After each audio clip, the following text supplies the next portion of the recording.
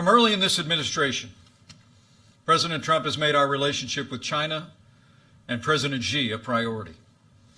On April 6th of last year, President Trump welcomed President Xi to Mar-a-Lago. On November 8th of last year, President Trump traveled to Beijing, where China's leader welcomed him warmly. Over the course of the past 2 years, our president has forged a strong personal relationship with the President of the People's Republic of China, and they've worked closely on issues of common interest, most importantly, the denuclearization of the Korean Peninsula. But I come before you today because the American people deserve to know that as we speak, Beijing is employing a whole-of-government approach, using political, economic, and military tools as well as propaganda to advance its influence and benefit its interests in the United States. China is also applying this power in more proactive ways than ever before to exert influence and interfere in the domestic policy and politics of this country. Under President Trump's leadership, the United States has taken decisive action to respond to China with American action, applying the principles and the policies long advocated in these halls. In our national security strategy that the President released last December, he described a new era of great power competition. Foreign nations have begun to, as we wrote, reassert their influence regionally and globally. And they're contesting America's geopolitical advantages and trying, in essence, to change the international order in their favor. In this strategy, President Trump made clear that the United States of America has adopted a new approach to China. We seek a relationship grounded in fairness, reciprocity, and respect for sovereignty, and we have taken strong and swift action to achieve that goal. As the President said last year on his visit to China, in his words, we have an opportunity to strengthen the relationship between our two countries and improve the lives of our citizens. Our vision of the future is built on the best parts of our past, when America and China reached out to one another in a spirit of openness and friendship. When our young nation went searching in the wake of the Revolutionary War for new markets for our exports, the Chinese people welcomed American traders laden with ginseng and fur. When China suffered through indignities and exploitations during her so-called century of humiliation, America refused to join in and advocated the open door policy so that we could have freer trade with China and preserve their sovereignty. When American missionaries brought the good news to China's shores, they were moved by the rich culture of an ancient and vibrant people. And not only did they spread their faith, but those same missionaries founded some of China's first and finest universities. When the Second World War arose, we stood together as allies in the fight against imperialism. And in that war's aftermath, America ensured that China became a charter member of the United Nations and a great shaper of the post-war world. But soon after it took power in 1949, the Chinese Communist Party began to pursue authoritarian expansionism. It is remarkable to think that only 5 years after our nations had fought together, we fought each other in the mountains and valleys of the Korean Peninsula. My own father saw combat on that frontier of freedom. But not even the brutal Korean War could diminish our mutual desire to restore the ties that for so long had bound our peoples together. China's estrangement from the United States ended in 1972, and soon after we reestablished diplomatic relations. We began to open our economies to one another, and American universities began training a new generation of Chinese engineers, business leaders, scholars, and officials. After the fall of the Soviet Union, we assumed that a free China was inevitable. Heady with optimism at the turn of the 21st century, America agreed to give Beijing open access to our economy, and we brought China into the World Trade Organization. Previous administrations made this choice in the hope that freedom in China would expand in all of its forms, not just economically, but politically, with a newfound respect for classical liberal principles, private property, personal liberty, religious freedom, the entire family of human rights. But that hope has gone unfulfilled. The dream of freedom remains distant for the Chinese people. And while Beijing still pays lip service to reform and opening, Deng Xiaoping's famous policy now rings hollow. Over the past 17 years, China's GDP has grown 9-fold. It's become the second largest economy in the world. Much of this success was driven by American investment in China. And the Chinese Communist Party has also used an arsenal of policies inconsistent with free and fair trade, including tariffs, quotas, currency manipulation, forced technology transfer, intellectual property theft, and industrial subsidies that are handed out like candy to foreign investment. These policies have built Beijing's manufacturing base at the expense of its competitors, especially the United States of America.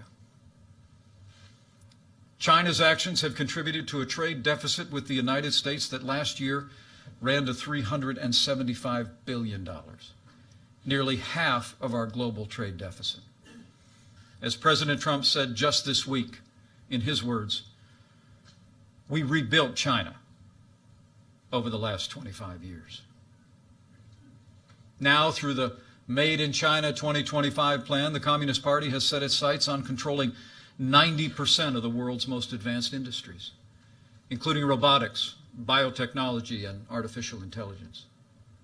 To win the commanding heights of the 21st century economy, Beijing has directed its bureaucrats and businesses to obtain American intellectual property, the foundation of our economic leadership, by any means necessary.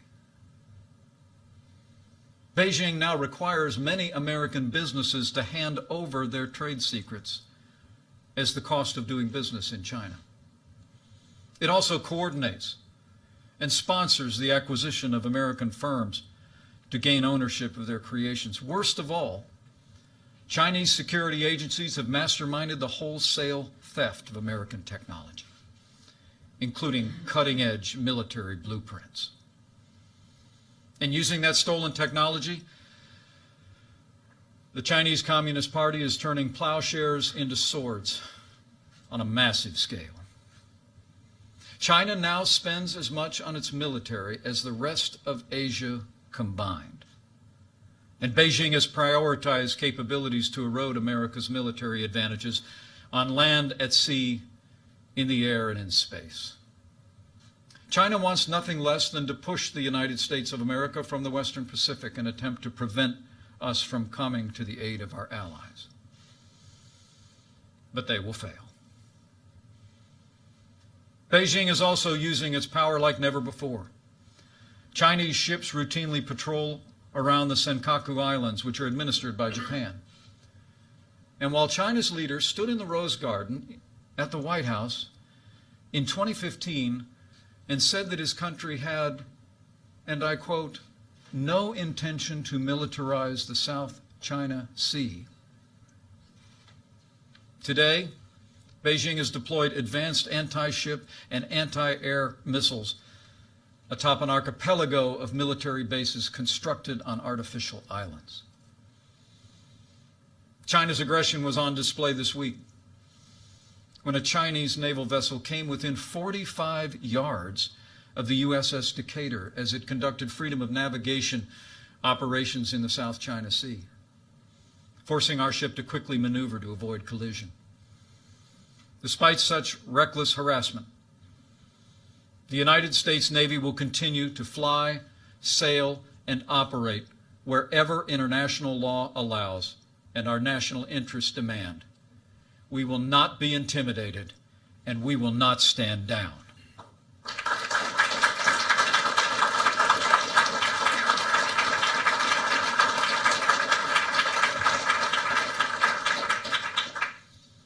America had hoped that economic liberalization would bring China into a greater partnership with us and with the world.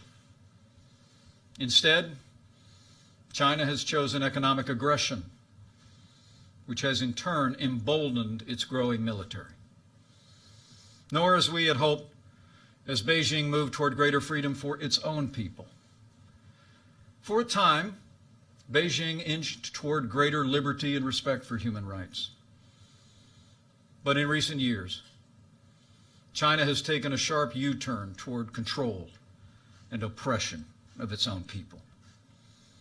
Today, China has built an unparalleled surveillance state, and it's growing more expansive and intrusive, often with the help of U.S. technology. What they call the Great Firewall of China likewise grows higher, drastically restricting the free flow of information to the Chinese people. And by 2020, China's rulers aim to implement an Orwellian system premised on controlling virtually every facet of human life, the so-called social credit score. In the words of that program's official blueprint, it will allow the trustworthy to roam everywhere under heaven while making it hard for the discredited to take a single step. And when it comes to religious freedom, a new wave of persecution is crashing down on Chinese Christians, Buddhists, and Muslims. Last month, Beijing shut down one of China's largest underground churches. Across the country, authorities are tearing down crosses, burning Bibles, and imprisoning believers. And Beijing has now reached a deal with the Vatican that gives the avowedly atheist Communist Party a direct role in appointing Catholic bishops. For China's Christians, these are desperate times. Beijing is also cracking down on Buddhism. Over the past decade, more than 150 Tibetan Buddhist monks have lit themselves on fire to protest China's repression of their beliefs and their culture. And in Xinjiang, the Communist Party has imprisoned as many as 1 million Muslim Uyghurs in government camps, where they endure round-the-clock brainwashing. Survivors of the camps have described their experience as a deliberate attempt by Beijing to strangle Uyghur culture and stamp out the Muslim faith. As history attests, though, a country that oppresses its own people rarely stops there. And Beijing also aims to extend its reach across the wider world. As Hudson's own Dr. Michael Pillsbury has written, China has opposed the actions and goals of the United States government. Indeed, China is building its own relationships with America's allies and enemies that contradict any peaceful or productive intentions of Beijing. In fact, China uses so-called debt diplomacy to expand its influence. Today, that country is offering hundreds of billions of dollars in infrastructure loans to governments from Asia to Africa, to Europe, and even Latin America. Yet the terms of those loans are opaque at best, and the benefits invariably flow overwhelmingly to Beijing. Just ask Sri Lanka, which took on a massive debt to let Chinese state companies build a port of questionable commercial value. 2 years ago, that country could no longer afford its payments, so Beijing pressured Sri Lanka to deliver the new port directly into Chinese hands. It may soon become a forward military base for China's growing Blue Water Navy. Within our own hemisphere, Beijing has extended a lifeline to the corrupt and incompetent Maduro regime in Venezuela that's been oppressing its own people. They pledged $5 billion in questionable loans to be repaid with oil. China is also that country's single largest creditor, saddling the Venezuelan people with more than $50 billion in debt, even as their democracy vanishes. Beijing is also impacting some nations' politics by providing direct support to parties and candidates who promise to accommodate China's strategic objectives. Since last year alone, Chinese Communist Party has convinced 3 Latin American nations to sever ties with Taipei and recognize Beijing. These actions threaten the stability of the Taiwan Strait, and the United States of America condemns these actions. And while our administration will continue to respect our One China policy, as reflected in the 3 joint communiques and the Taiwan Relations Act, America will always believe that Taiwan's embrace of democracy shows a better path for all the Chinese people.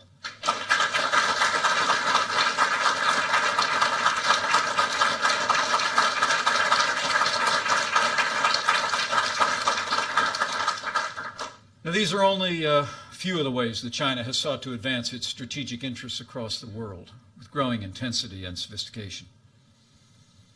Yet previous administrations all but ignored China's actions, and in many cases, they abetted them. But those days are over. Under President Trump's leadership, the United States of America has been defending our interests with renewed American strength. We've been making the strongest military in the history of the world stronger still. Earlier this year, President Trump signed into law the largest increase in our national defense since the days of Ronald Reagan.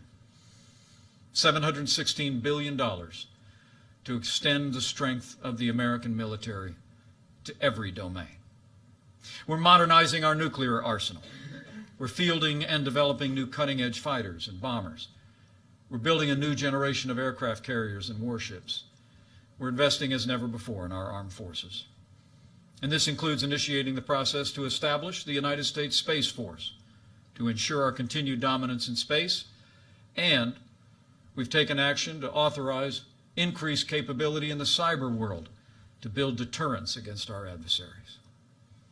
At President Trump's direction, we're also implementing tariffs on $250 billion in Chinese goods, with the highest tariffs specifically targeting the advanced industries that Beijing is trying to capture and control. And as the President has also made clear, we will levy even more tariffs with the possibility of substantially more than doubling that number unless a fair and reciprocal trade deal is made.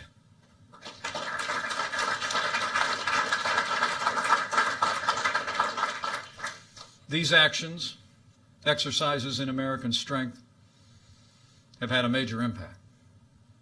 China's largest stock exchange fell by 25% in the first 9 months of this year, in large part because our administration has been standing strong against Beijing's trade practices. As President Trump has made clear, we don't want China's markets to suffer. In fact, we want them to thrive. But the United States wants Beijing to pursue trade policies that are free, fair, and reciprocal, and we will continue to stand and demand that they do.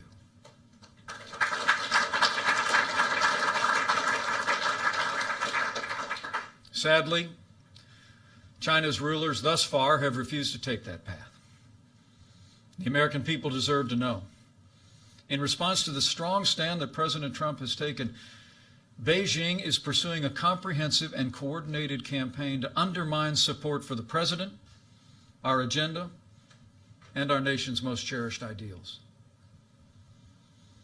I want to tell you today what we know about China's actions here at home, some of which we've gleaned from intelligence assessments, some of which are publicly available, but all of which are fact. As I said before, as we speak, Beijing is employing a whole-of-government approach to advance its influence and benefit its interests. It's employing this power in more proactive and coercive ways to interfere in the domestic policies of this country and to interfere in the politics of the United States. The Chinese Communist Party is rewarding or coercing American businesses, movie studios, universities, think tanks, scholars, journalists, and local, state, and federal officials. And worst of all, China has initiated an unprecedented effort to influence American public opinion, the 2018 elections, and the environment leading into the 2020 presidential elections. To put it bluntly, President Trump's leadership is working, and China wants a different American president.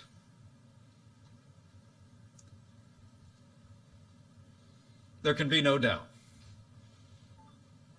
China is meddling in America's democracy. As President Trump said just last week, we have, in his words, found that China has been attempting to interfere in our upcoming midterm elections. Our intelligence community says that China is targeting U.S. state and local governments and officials to exploit any divisions between federal and local levels on policy. It's using wedge issues like trade tariffs to advance Beijing's political influence. In June, Beijing itself circulated a sensitive document entitled Propaganda and Censorship Notice. It laid out its strategy. It stated that China must, in their words, quote, strike accurately and carefully, splitting apart different domestic groups in the United States of America. To that end, Beijing has mobilized covert actors, front groups, and propaganda outlets to shift Americans' perception of Chinese policy. As a senior career member of our intelligence community told me just this week, what the Russians are doing pales in comparison to what China is doing across this country. And the American people deserve to know it. Senior Chinese officials have also tried to influence business leaders to encourage them to condemn our trade actions, leveraging their desire to maintain their operations in China.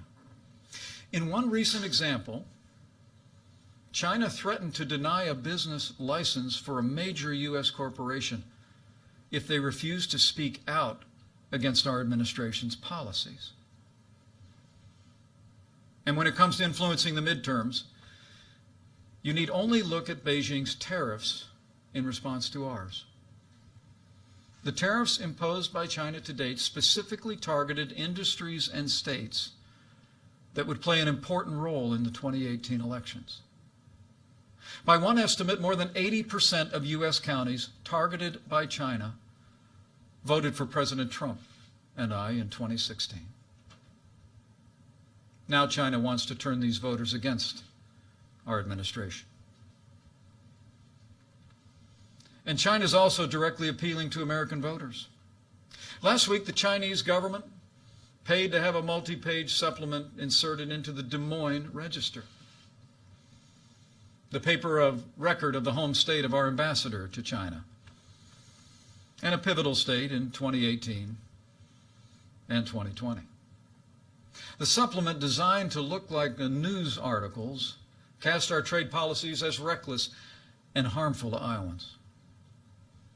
Fortunately, Americans aren't buying it. For example, American farmers are standing with this president and seeing real results from the strong stance that he's taken, including this week's U.S.-Mexico-Canada agreement, where we've substantially opened North American markets to U.S. products. The USMCA is a great win for American farmers and American manufacturers.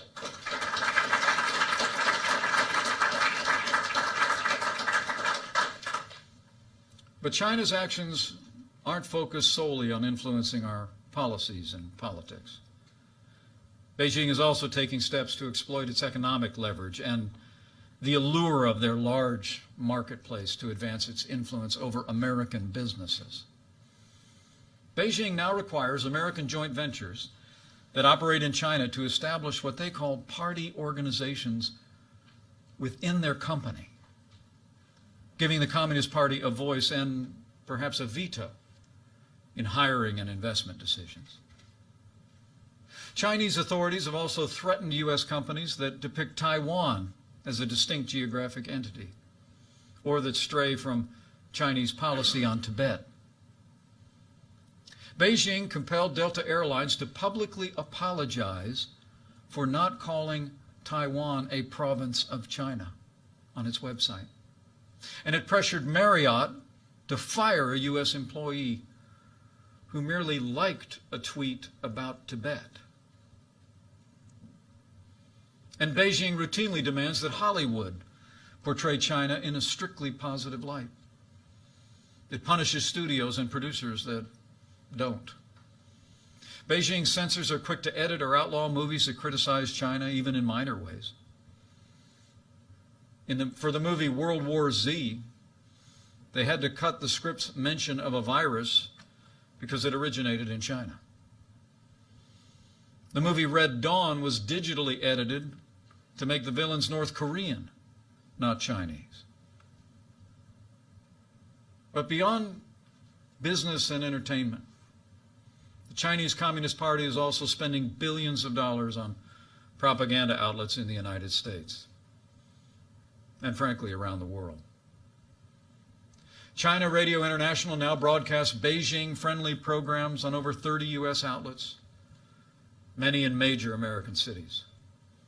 The China Global Television Network reaches more than 75 million Americans, and it gets its marching orders directly from its Communist Party masters. As China's top leader put it during a visit to the network's headquarters, and I quote, "The media run by the party and the government are propaganda fronts and must have the party as their surname." It's for those reasons and that reality that last month the Department of Justice ordered that network to register as a foreign agent. The Communist Party has also threatened and detained the Chinese family members of American journalists who pry too deep. And it's blocked the websites of U.S. media organizations and made it harder for our journalists to get visas. This happened after the New York Times published investigative reports about the wealth of some of China's leaders. But the media isn't the only place where the Chinese Communist Party seeks to foster a culture of censorship. The same is true across academia. I mean, look no further than the Chinese Students and Scholars Association, of which there are more than 150 branches across America's campuses. These groups help organize social events for some of the more than 430,000 Chinese nationals studying in the United States. They also alert Chinese consulates and embassies when Chinese students and American schools stray from the Communist Party line. At the University of Maryland, a Chinese student recently spoke at her graduation of what she called, and I quote, "the fresh air of free speech in America." The Communist Party's official newspaper swiftly chastised her. She became the victim of a firestorm of criticism on China's tightly controlled social media, and her family back home was harassed. As for the university itself, its exchange program with China, one of the nation's most extensive, suddenly turned from a flood to a trickle. China exerts academic pressure in other ways as well. Beijing provides generous funding to universities, think tanks, and scholars, with the understanding that they will avoid ideas that the Communist Party finds dangerous or offensive. China experts in particular know that their visas will be delayed or denied if their research contradicts Beijing's talking points. And even scholars and groups who avoid Chinese funding are targeted by that country, as the Hudson Institute found out firsthand. After you offered to host a speaker Beijing didn't like, your website suffered a major cyber attack originating from Shanghai. The Hudson Institute knows better than most that the Chinese Communist Party is trying to undermine academic freedom and the freedom of speech in America today. These and other actions taken as a whole constitute an intensifying effort to shift American public opinion and policy away from the American first leadership of President Donald Trump. But our message to China's rulers is this: this president will not back down.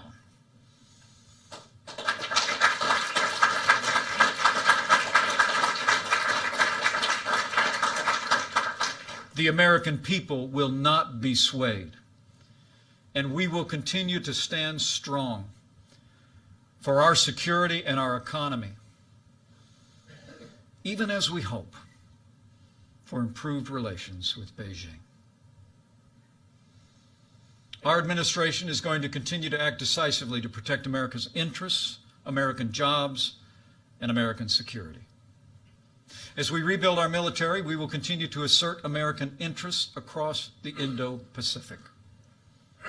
As we respond to China's trade practices, we will continue to demand an economic relationship with China that is free, fair, and reciprocal. We will demand that Beijing break down its trade barriers, fulfill its obligations, fully open its economy, just as we have opened ours. We'll continue to take action against Beijing until the theft of American intellectual property ends once and for all. And we will continue to stand strong until Beijing stops the predatory practice of forced technology transfer. We will protect the private property interests of American enterprise.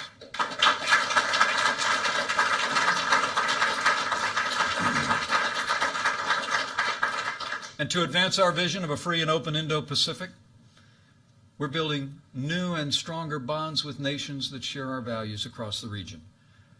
From India to Samoa, our relationships will flow from a spirit of respect, built on partnership, not domination. We're forging new trade deals on a bilateral basis, just as last week President Trump signed an improved trade deal with South Korea, and we will soon begin historic negotiations for a bilateral free trade agreement with Japan.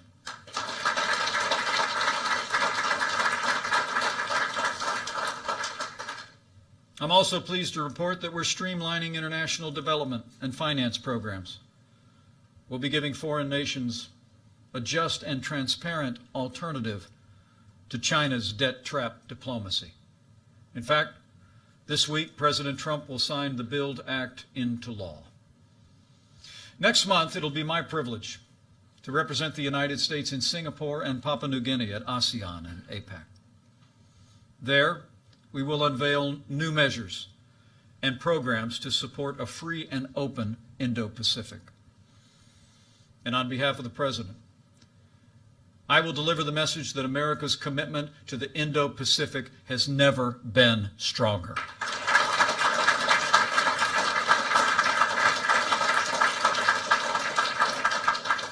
Closer to home, to protect our interests, we recently strengthened CFIUS, the Committee on Foreign Investment, heightening our scrutiny of Chinese investment in America to protect our national security from Beijing's predatory actions. When it comes to Beijing's malign influence and interference in American politics and policy, we will continue to expose it, no matter the form it takes. We will work with leaders at every level of society to defend our national interests and our most cherished ideals. The American people will play the decisive role. In fact, they already are. As we gather here, a new consensus on China is rising across America. More business leaders are thinking beyond the next quarter and thinking twice before diving in to the Chinese market if it means turning over their intellectual property or abetting Beijing's oppression. But more must follow suit. For example, Google should immediately end development of the Dragonfly app that will strengthen the Communist Party's censorship and compromise the privacy of Chinese customers.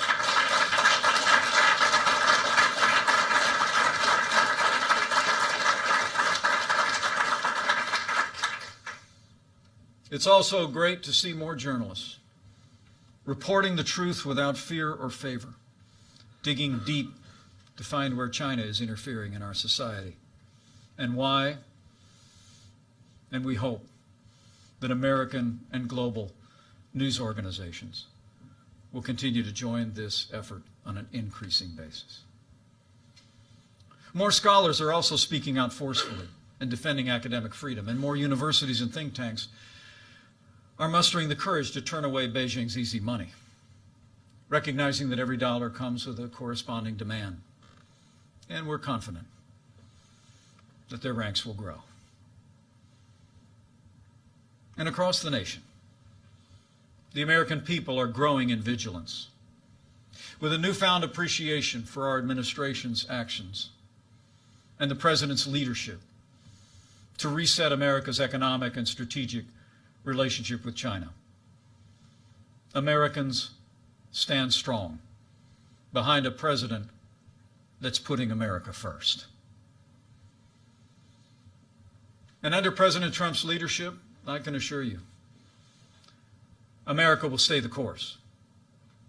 China should know that the American people and their elected officials in both parties are resolved. As our national security strategy states, we should remember that competition does not always mean hostility, nor does it have to. The President's made clear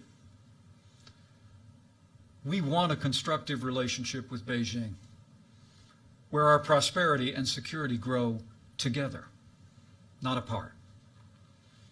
While Beijing has been moving further away from this vision, China's rulers can still change course and return to the spirit of reform and opening that characterize the beginning of this relationship decades ago. The American people want nothing more, and the Chinese people deserve nothing less. The great Chinese storyteller, Lu Xun, often lamented that his country, and he wrote, has either looked down at foreigners as brutes or up to them as saints, but never as equals. Today, America is reaching out our hand to China. And we hope that soon Beijing will reach back with deeds, not words, and with renewed respect for America. But be assured, we will not relent until our relationship with China is grounded in fairness, reciprocity, and respect for our sovereignty.